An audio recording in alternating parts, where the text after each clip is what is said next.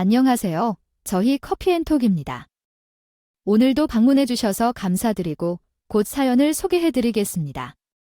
남편과 함께 음식점을 개업한 지 6년째가 되었습니다. 현재는 잘 운영하고 있는 가게이지만 여기까지 오는 동안 많은 어려움을 겪었습니다. 그 어려움 중에서도 가장 큰 시련이었던 시어머니와의 갈등에 대해 이야기해 보려고 합니다. 시어머니는 예전부터 코다집 맛집을 운영해 오셨는데 그 결과로 남편도 어머니를 닮아 손재주가 뛰어나고 요리도 잘하셨습니다. 저 또한 요리에 흥미를 두고 있어 부부 둘은 합심하여 음식점을 연 결정했습니다. 음식점을 운영하는 것은 우리에게 꿈이었기에 가게를 개장하는 과정은 정말 즐거웠습니다. 돈이 많지 않아 대출을 받고 시작했지만 우리는 믿음을 갖고 잘 해낼 수 있다는 생각이 들었습니다. 그렇게 우리는 쭈꾸미집을 시작했고 오픈 며칠 동안 손님들이 끊이지 않았습니다. 녹초가 되어가고 피곤한 몸을 이끌고 집으로 돌아왔어요. 힘든 시작일수록 영원히 감당하기 어렵지 않아요. 하지만 그것은 잠깐의 일, 금시가 거절한 손님, 순식간에 어제 일하는 날 손님 오만가 컨셉이었어요. 영문소수의 원인이 뭘 찾으려고 했지만 첫 번째 장사라는 점에서 그 원인을 알 수 없었어요. 그래서 많이 고민하신 후 의식을 중시하고 레시피를 여러 번 시도해 보셨어요. 세트 메뉴를 만들어 보고 쭈꾸미 양념 맛을 업그레이드 할 수도 있었어요. 그래서 여러 번 시도해 보셨지만 노력할수록 더 장사가 안 됐어요. 주위에는 고객들이 없어서 다른 가게들의 행동만을 피해 다니는 시간이 꽤나 애를 먹였어요. 처음에는 다른 가게들에게 시기가 났지만 나중에는 단념을 하고 조금 흐른 후 헤매고 초조한 마음이 계속 들었어요. 무엇보다도 망하겠다는 생각에 너무 급해졌어요. 저와 남편 모두 첫 시작이었기 때문에 모든 것이 예민했고 장사가 안 될 때 더욱 급하지 않나 적은 싸움도 자주 있었습니다. 새로운 메뉴를 제공하고 신선한 내용을 추가하는 다른 가게들을 보면서 우리도 그렇게 했어야 했다는 생각이 들었어요. 가격이 너무 비싼 것일 수도 있으니까 약간 낮추자는 말씀도 가끔씩 들었지만 그것은 결코 사실이 아니었습니다. 우리 집 옆집을 봐봐. 우리보다 더 비싼 메뉴가 있다고 해 가격을 낮추는 게 항상 좋은 것은 아니래? 차라리 가격을 높여서 더 좋은 재료로 더 맛있게 만드는 것이 나아. 자꾸 가격을 낮추라고 하지 말라니까. 우리 둘이 아무리 다퉈도 그렇게 해도 손님들이 늘어나는 것은 아니었어. 시간이 계속가고 6개월째 몇백만 원씩 적자가 나니 우리는 이런 방식으로는 안 된다고 결론을 내렸지. 여보, 지금 뭔가 잘못된 것 같아. 우리 음식이 잘못된 것 같아. 우리가 여기 있는 게 안 어울리는 메뉴를 구성했거나 뭐 그런 게 있었어.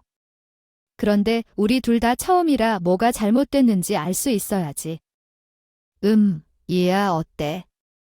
나는 실은 저번 달부터 고민을 했는데 어머니한테 코다리찜 레시피를 받아와도 되겠니? 돈이 좀 들지만 가게를 코다리찜 집으로 바꾸는 거야. 우리가 지금까지 애써도 잘 안 돼서 속상하지만 지금은 물불 가릴 때가 아닌 것 같아. 일단은 검증된 레시피로 장사를 하면서 경험을 쌓고 장사가 잘 되기 시작하면 다른 가게도 열자는 걸로. 우리는 고민을 하다가 그렇게 결정했어. 시어머니가 운영하시는 코다리찜 가게는 맛집으로 유명해서 손님들이 번호표를 뽑고 웨이팅을 하면서 먹을 정도였어. 유명한 집이라는 정도로 유명한 가게가 있으면 처음부터 시어머니를 통해 코다리찜 가게에 지점을 내는 것이 더 나았을 것이라고 생각할 수 있습니다. 하지만 우리 부부가 그렇게 하지 못한 이유가 있습니다. 시어머니가 돈에 대해서 매우 욕심 많은 분이었기 때문입니다. 결혼 준비를 할 때도 저에게 요구가 많아서 당황했고 요즘에도 명품 브랜드의 세트를 요구하며 내 아들과 결혼을 시키기 위한 보상을 요구했는데 이런 요구로 인해 다른 생각을 하게 되었습니다. 시어머니는 돈에 대한 욕심이 많은 분이었기 때문에 명절이나 생신 때 돈을 요구하는 것을 걱정했습니다. 이런 시어머니 때문에 처음에 장사를 시작할 때도 가맹점 계약을 하라는 조건을 제시했습니다. 그렇게 교육비와 가맹비도 모두 몇백씩 따로 받을 거야 시어머니는 말도 안 되는 조건이 되면서 가맹점을 하려면 하라고 했어요. 하지만 그런 조건은 너무 불리했기 때문에 우리는 우리만의 레시피로 쭈꾸미집을 시작한 것이었지만 장사가 잘 되지 않아서 시어머니에게 백기를 들고 찾아갈 수밖에 없는 상황이 된 것이야. 자존심이 상하기도 했고 시어머니의 욕심을 알아서 걱정도 많이 했어. 하지만 지금은 그런 것을 생각할 여유가 없었어. 우선은 먹고 살아야 했으니까 결국 우리는 시어머니에게 찾아가 코다리찜 레시피를 알려달라고 사정했어. 어머니, 우리는 가게가 좁고 코다리찜 정서를 전해드리려는 거야? 오늘은 어머님께 코다리찜 레시피를 전수받으러 왔어. 혹시 저희한테 레시피를 전수해 주실 수 있을까요? 물론 교육비는 따로 내겠어요. 우리 아들과 며느리를 살리는 셈치고 부탁드릴게요. 우리가 잘 되기 시작하면 일정 기간 로열티도 내도록 할게요. 어머님, 부탁드려요. 우리가 열심히 할게.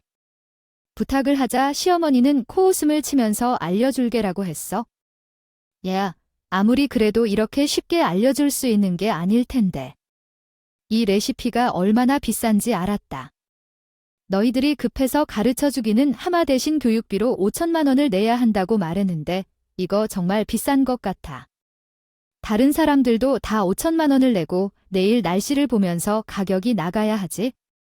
너희들한테는 예외는 없어. 가족이든 부모와 자식이든 건강을 우선시해야 해.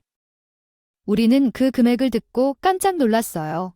교육비를 내겠다고는 했지만 500만 원까지면 괜찮다고 생각했었어요. 다른 사람들도 그런 금액을 내고 레시피를 배워갔다니 정말 놀랍기도 하지만 일단 우리 입장에서는 너무 비싸다고 생각해요. 그래도 친아들이니까 조금은 10분의 1을 감안해 주실 수 있지 않을까요? 다시 한번 애교를 섞어 부탁해봤어요.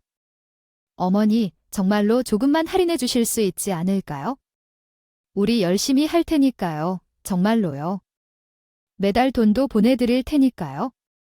사실 500만 원이면 어떻게든 해보겠지만 5천만 원은 너무 많아요. 대출을 받아야 할 지경이라 가르쳐 주신다면 어머니 가게에 도움이 될 수 있도록 최선을 다하겠어요. 사실 가족끼리면 공짜로 가르쳐 줄 수도 있을 것 같다는 생각이 들어요. 그런 일이 있었어요. 절대 그런 건 없을 것 같았죠.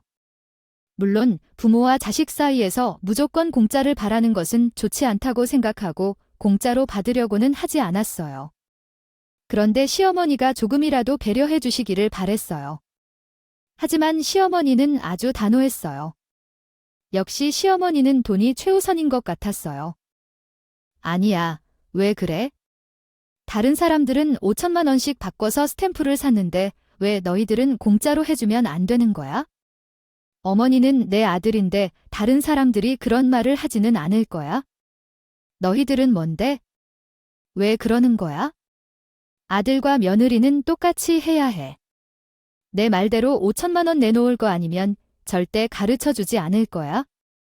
너희들이 망하는 건 돈 때문이고 그건 너희의 책임이야. 내 책임은 없다라고 말씀하셨어요. 시어머니는 귀여우시면서도 우리에게 5천만 원을 받아야겠다는 결심을 굳게 가져서 아무리 우리 사정을 알면서도 왜 5천만 원을 달라고 하는지 이해가 안 될 만큼 확고했어요. 돈에 대한 욕심이 많다는 것은 알고 있었지만 아들보다 돈을 우선시하는 정도까지는 몰랐어요. 시어머니가 아들보다 돈을 우선시한다는 말에 결국 우리는 꺾여버렸어요. 우리가 급해서 돈이 필요했기 때문에 어쩔 수 없이 울며 겨자 먹기로 대출을 받았어요. 5천만 원을 이체해 드렸어요. 그러자 시어머니는 갑자기 태도를 받고 친절하게 레시피를 알려주기 시작하셨어요. 5천만 원 줄 수 있잖아. 그러면서 왜 안 된다고 그래? 레시피 가르쳐 줄 테니까 잘 받아 적어. 그리고 있다. 여기에서 같이 한번 만들어 보면 돼. 그렇게 어렵게 저희는 시어머니의 코다리찜 레시피를 배웠어요. 레시피를 다 배운 후 집으로 돌아가려는 저희에게 시어머니는 이런 말씀을 하셨어요. 그런데 이 말이 오히려 너무 얄미운 것이었어요. 얘들아, 내가 교육비에서 10%는 깎아줄게. 얘야, 500만 원은 가져가라. 2인 심슨 줄 알아? 저는 시어머니가 저희 부부를 상대로 레시피 장사를 하셨다고 생각했기 때문에 이제 와서 돈을 좀 깎아준다고 해도 솔직히 좀 얄미울 뿐이었어요. 저희에게 돈이야 받으실 수 있지만 아무리 그래도 아들 부부에게 이렇게까지 하실 일은 아닌데 하는 생각이 계속 들었거든요. 어쨌든 저와 신랑은 시어머니의 레시피가 우리의 마지막 희망이고 동아줄이라고 생각을 하고 열심히 배워와서 다시 장사를 시작했어요. 상호를 코다리집으로 변경하고 저희 부부는 심기일전하여 장사를 시작했죠. 그런데 제 오픈 전날 지인들의 초대한 자리에서 바로 뭔가 잘못된 것이 있다고 느꼈어요. 시어머니가 전수해준 레시피대로 완벽하게 따라했는데도 제작한 코다리 요리의 맛이 이상하게 느껴졌어요. 지인들도 같이 먹은 후 고개를 갸웃거리며 이상함을 느꼈고 묻기 시작했습니다. 지인들이 맛이 있는데 깊은 감칠맛이 부족하다는데 괜찮고 또 장사가 잘 될 것이라 했지만 긴 시간이 지나면서 오히려 장사가 잘 안 되기 시작했어요. 시어머니에게 배운 레시피대로 집에 공모름하며 만든 코다리 요리가 한 달 후부터는 이상하게 장사가 되지 않았죠. 이제는 모든 것을 다시 되짚고 어떤 부분을 빠뜨렸는지 다시 한 번씩 확인해 봐야 할 것 같아요. 그 이야기는 정말 이상했습니다. 레시피를 따라 만들었는데 맛이 나지 않는다면 레시피 자체가 문제가 있는 것이 분명했죠. 그래서 시어머니가 의도적으로 잘못된 레시피를 준 것 같은 의심이 들었습니다. 정말로 맛있는 레시피를 받으면 손님들이 늘어나서 자신의 가게에 경쟁이 되어 고객들을 빼앗길까 봐 걱정이 되었습니다.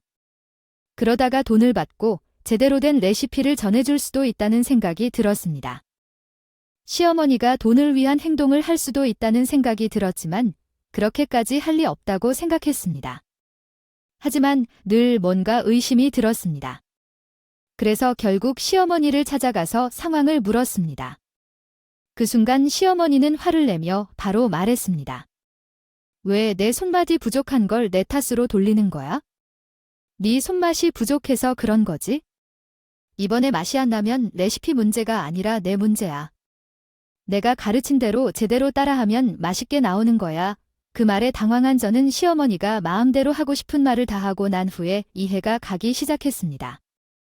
레시피는 중요하지만 손맛과 손끝의 실력이 더 중요한 것 같았습니다. 이 경험으로 레시피뿐만 아니라 요리에 대한 태도와 노력도 중요하다는 것을 배웠습니다. 생각해보면 이러한 이야기를 생생히 경험했던 것 같습니다. 하면서 갑자기 막말을 막 내뱉는 것이었어요. 저는 그 모습을 보고 제 추측이 맞았구나 하고 바로 감여왔죠. 시어머니가 하는 말을 듣고 있으니 아주 어처구니가 없었지만 저는 제대로 따져야겠다 싶었어요. 그래서 그 끝이 말했어요. 아니요, 어머니 분명히 제대로 된 레시피를 알려주지 않으신 게 맞아요.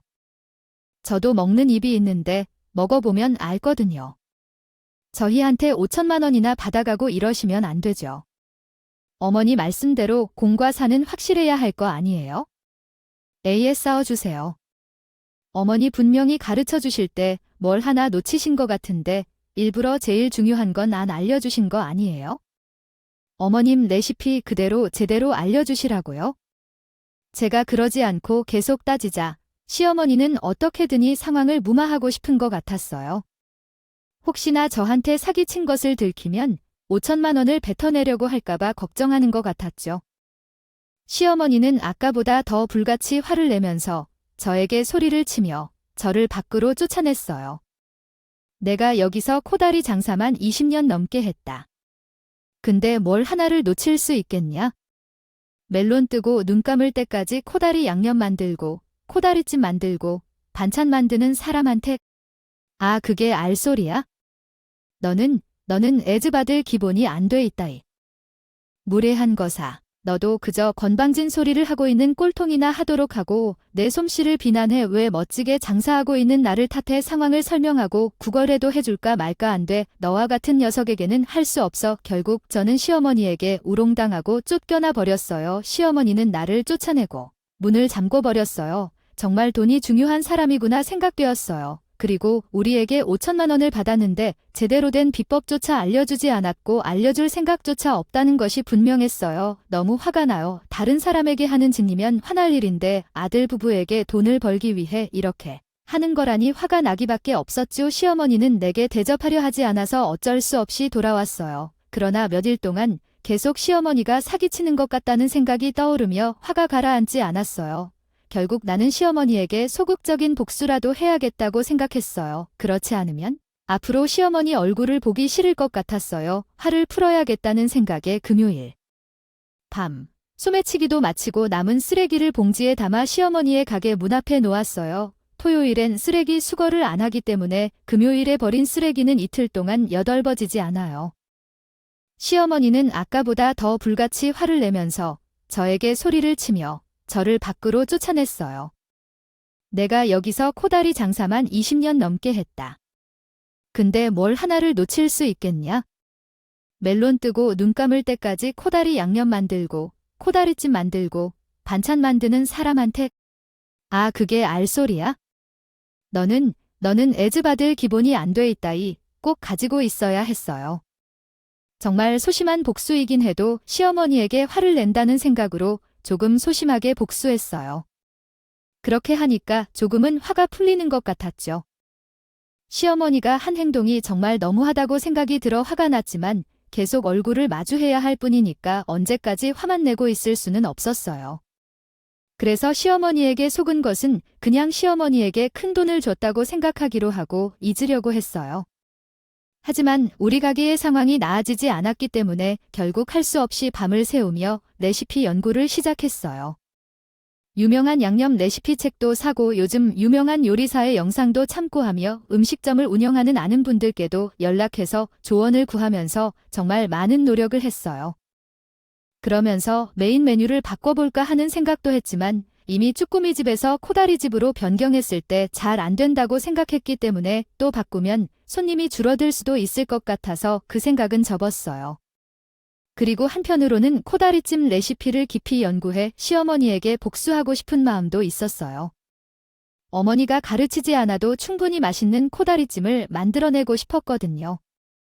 성공할 거예요라는 마음이었죠. 시어머니에게 그런 막말을 들을 정도로 제 요리 실력이 형편없지 않다는 것을 증명해 보이고 싶었어요. 종일 장사를 하고 손님이 없는 새벽 시간에 레시피 연구를 하는 나날이 이어졌어요. 잠이 부족해지다 보니 매일같이 피곤했죠. 그래도 끝까지 몇 개월을 연구해서 저는 드디어 저만의 코다리찜 레시피를 완성했어요. 제가 스스로 연구한 레시피는 시어머니표 코다리찜보다 훨씬 맛있는 것 같았어요. 제 식대로 해석한 코다리찜 맛이었죠. 준비를 많이 한 만큼 떨리는 마음으로 메뉴를 싹 바꿨어요. 그리고 다시 장사를 시작했는데 손님들의 반응이 너무나 좋은 것이었어요. 한 입 먹자마자 얼굴 표정이 싹 바뀌고 맛있다는 말을 절로 내뱉었죠. 그렇게 레시피를 180도 바꾸고 나니 손님들이 몰리기 시작했고 배달까지 같이 하게 되면서 장사가 너무나 잘 되기 시작했어요. 몇 달 전까지 적자에 시달리던 가게라는 것을 믿기 어려울 정도였어요. 매일 저녁 며칠 전 표를 뽑아볼 때 그렇게 뿌듯할 수가 없었죠. 며칠 전 표를 마치 훈장처럼 가지고 집으로 돌아가는 길은 몸은 무겁지만 마음은 그렇게 가벼울 수가 없었어요. 저희 가게도 얼마 못 가 줄 서서 먹는?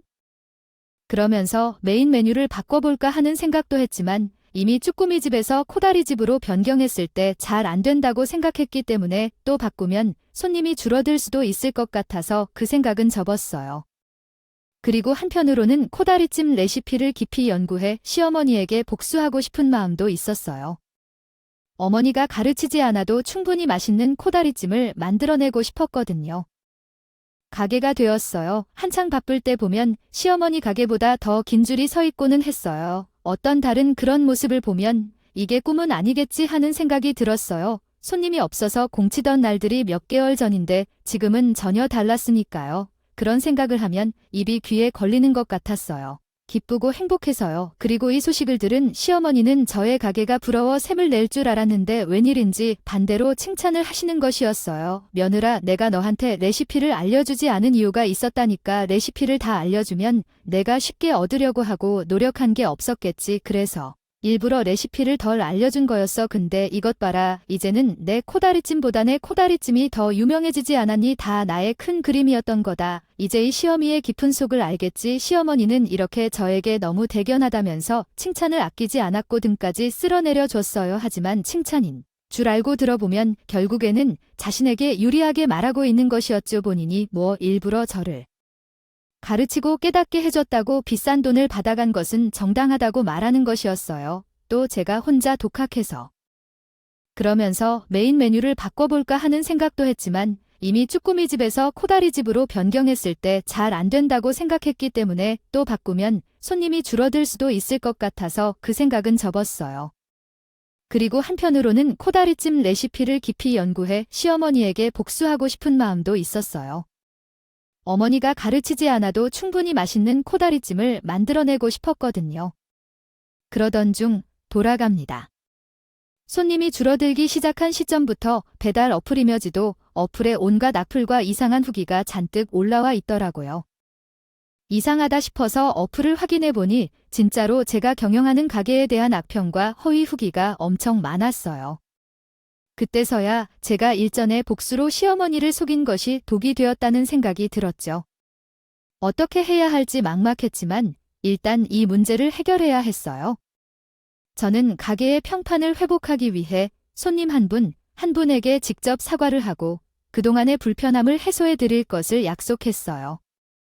그리고 어플 관리자에게 허위 후기와 악평이 사실이 아니라는 것을 증명하여 삭제해달라고 요청했어요. 다행히 어플 관리자가 신속하게 대응해 주어서 가게의 평판이 회복되었고 손님들도 점차 돌아오기 시작했어요.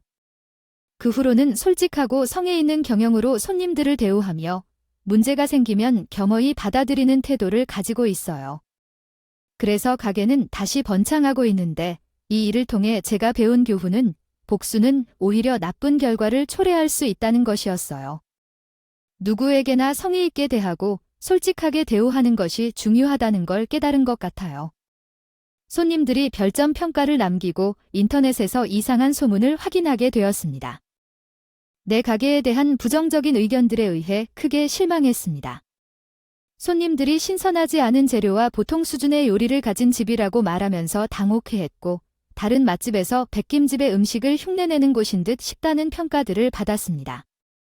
방문하면서 친절하지 않은 사장님과 음식에 머리카락이 들어가 있었지만 사과할 뿐 조치를 취하지 않았다는 평가도 남아 있었습니다.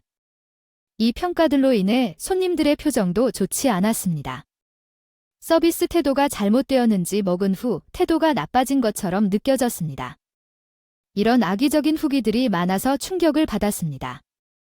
몇 년간 레시피를 노력하며 만들어온 음식이 갑자기 부정적인 평가의 폭풍을 맞고 있어서 깊은 충격을 받았습니다. 소문 때문인지 손님들이 많이 줄어들고 있었습니다.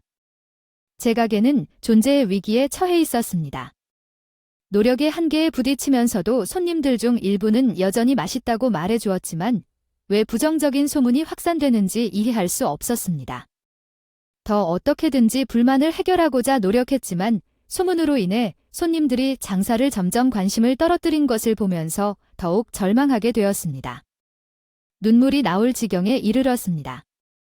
하지만 격렬하게 저항하고 계속해서 노력해왔습니다. 그런데 어떻게 노력해도 한계에 도달하게 되었습니다. 손님들은 매일같이 와주시는데 왜 이런 나쁜 소문이 퍼지는지 이해할 수 없었습니다.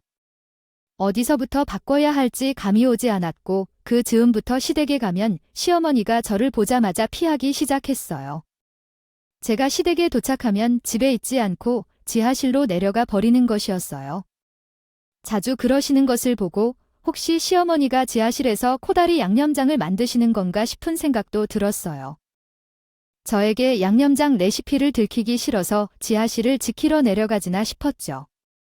어느 날 시댁에 도착했을 때도 시어머니는 소에게 인사를 하는 등 많은 일을 하시고 제가 시댁 부엌에서 일을 하고 있죠. 말도 없이 또 지하실로 내려가려고 하셨어요. 저는 이런 시어머니의 행동이 너무 수상해 보여서 시어머니에게 여쭤보았어요. 그런 거 없어 쓸데없이 궁금해하지만 아내가 취미로 술 담그는데 그것들 확인해 보러 내려가는 거야. 시어머니는 그렇게 말씀을 하셨지만 믿기는 어려웠어요. 술 확인하러 매번 내려가는 것도 이상한 일이었으니까요.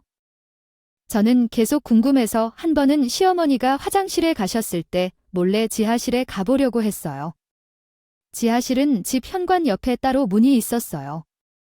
그래서 제가 현관문을 열고 나갔는데 시어머니가 화장실에서 그 소리를 듣고 뛰어나와 화를 냈어요. 뭐해 왜? 지하실에 치맥 파티가 열렸어. 나는 술을 담기 위해 이곳에 왔는데 문을 열고 닫는 행동은 술의 품질에 악영향을 미칠 수 있다는 걸 알고 있다. 시어머니가 내게 경고했지. 술이 망가진다면 책임을 져야 한다고. 더 이상 위험한 짓은 하지 말라고 말이야. 나는 유감스럽게도 시어머니를 기분 나쁘게 했나 봐. 이제 와서 후회돼. 시어머니가 화를 낸 이후 그녀의 행동이 이상해서 그녀의 의도를 알아내려 애썼지만 정확한 이유를 알지 못했어. 결국 나는 그녀에게 관심을 끊기로 했지만 시어머니는 여전히 나를 지켜보고 있었어. 뭔가 숨기고 있는 게 분명했지만 정확히 무엇인지 알 수 없었어. 그래도 시어머니를 이길 수 없었고 결국 그녀를 따돌렸어. 지하실에 들어가기로 했어요. 남편 통해 며칠 뒤 시어머니 댁에 단골 손님들이 놀러 오신다는 소식을 들었어요. 시어머니가 단골 손님들을 대접하는 자리였죠. 그날 시어머니의 비밀을 밝혀보기로 했어요. 단골 손님들이 모두 도착한 시각, 예고 없이 시어머니를 찾아갔어요. 시어멜니가 발견하면 단골 손님들이 오신 자리에 도우러 왔다고 변명할 생각이었어요. 대문을 들어섰지만 시어멜니는 눈치채지 못했어요.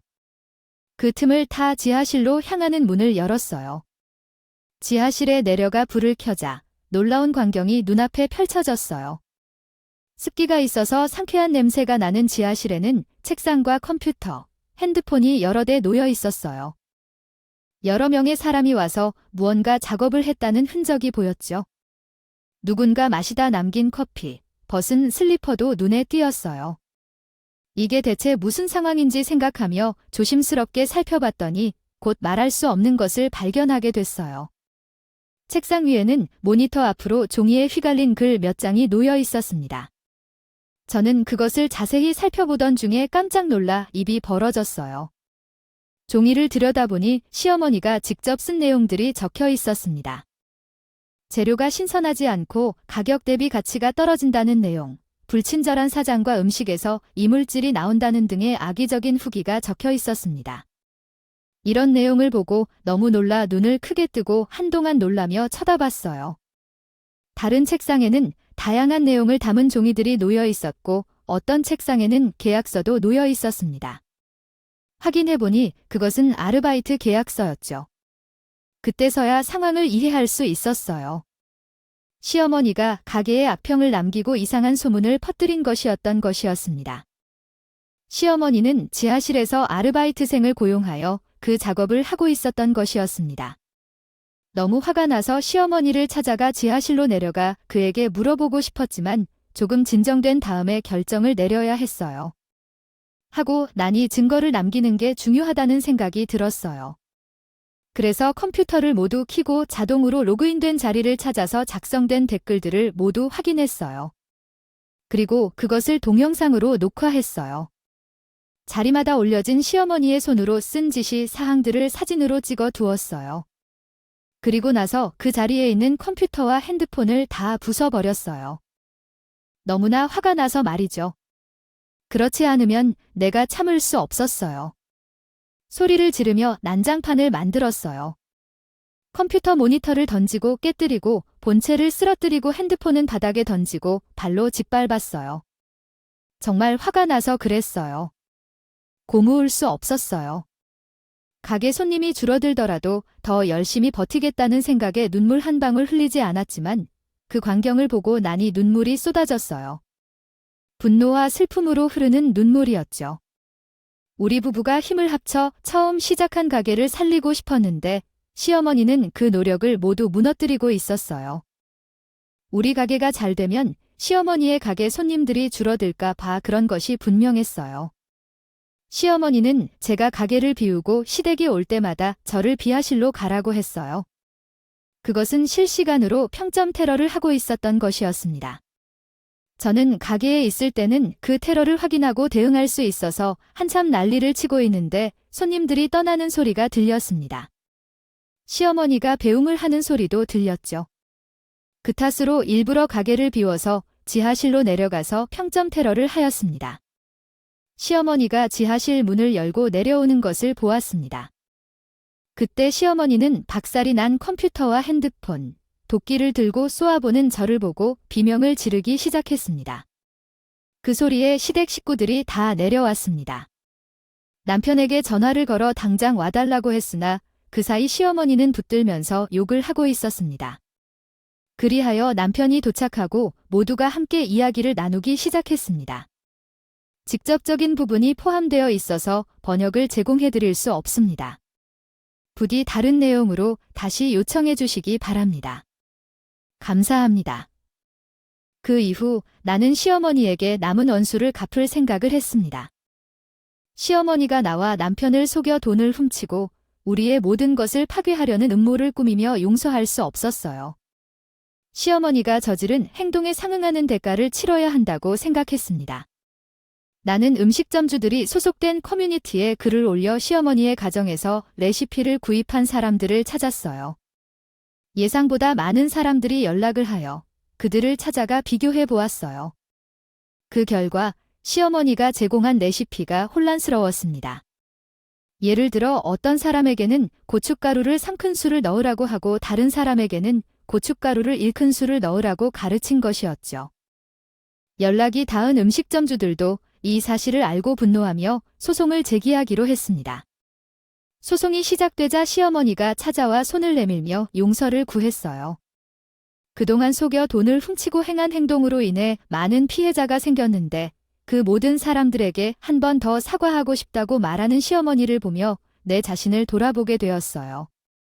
소송을 취하라고 설득 좀 해줘. 내가 이렇게 빌게 해. 이거 다 뱉어내게 되면 가게 다음 부잡게 생겨서 가게 날아가면 안 되잖아. 어떻게 좀 도와줘라. 그 모습을 봐도 그저 시어머니의 태도가 가증스러울 뿐이었어요. 저는 시어머니에게 차갑게 대답했어요.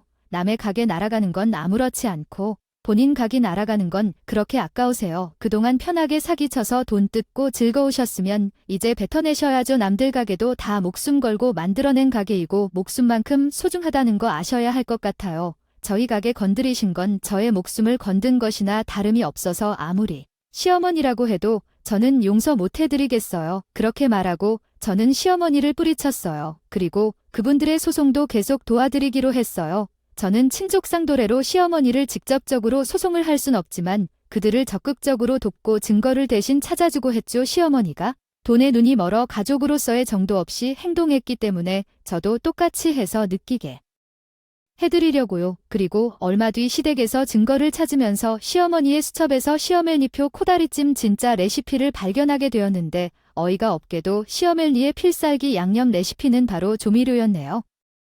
연락이 닿은 음식점주들도 이 사실을 알고 분노하며 소송을 제기하기로 했습니다. 소송이 시작되자 시어머니가 찾아와 손을 내밀며 용서를 구했어요. 그동안 속여 돈을 훔치고 행한 행동으로 인해 많은 피해자가 생겼는데 그 모든 사람들에게 한 번 더 사과하고 싶다고 말하는 시어머니를 보며 내 자신을 돌아보게 되었어요. 요리법에 심지어 조미료를 막 넣어버리는 레시피였어요. 정말 어이없고 허탈했어요. 어머님께서 진실을 알게 되자 쥐구멍에 숨어도 안 돼서 괴로워했어요. 그 모습이 너무 천박했어요. 욕심이 커서 결국 파국에 이르게 되었죠. 그 이후로 어머님은 매일 저희 집 현관문 앞에서 기다리시며 제게 무릎을 꿇고 고소를 요청하시는데 그 모습을 무시하고 있어요. 변호사님 말씀으로는 승소가 확실하다고 하니 어머님도 곧 잘못을 깨닫지 않을까 싶어요. 그 후로 별점 평가 및 댓글 테러가 사라지고 저희 가게에 대한 긍정적인 평가와 이야기만 남아서 손님들이 다시 찾아오며 매출도 상승하고 있어요. 이번 사건을 통해 장사가 너무 잘 된다 해도 좋지 않다는 것을 깨닫게 되었어요. 알려지지 않은 상대에게 표적이 되는 건 무서워요. 요즘엔 오늘을 살며 최대한 겸손히 살려고 노력하고 있어요. 오늘 이야기를 들어주셔서 감사하고 어떤 관계에서든 돈보다 사람과 정이 더 중요하다고 생각해요. 여러분도 불공평한 일 없이 항상 행복만 가득했으면 좋겠어요. 네, 감사합니다. 이 모험의 끝에 도달하게 되어 기뻐요. 이제부터는 다름없이 감사하실 겁니다. 앞으로 더 많은 모험을 함께 하게 될 것이라는 점 언제나 감사하십니다.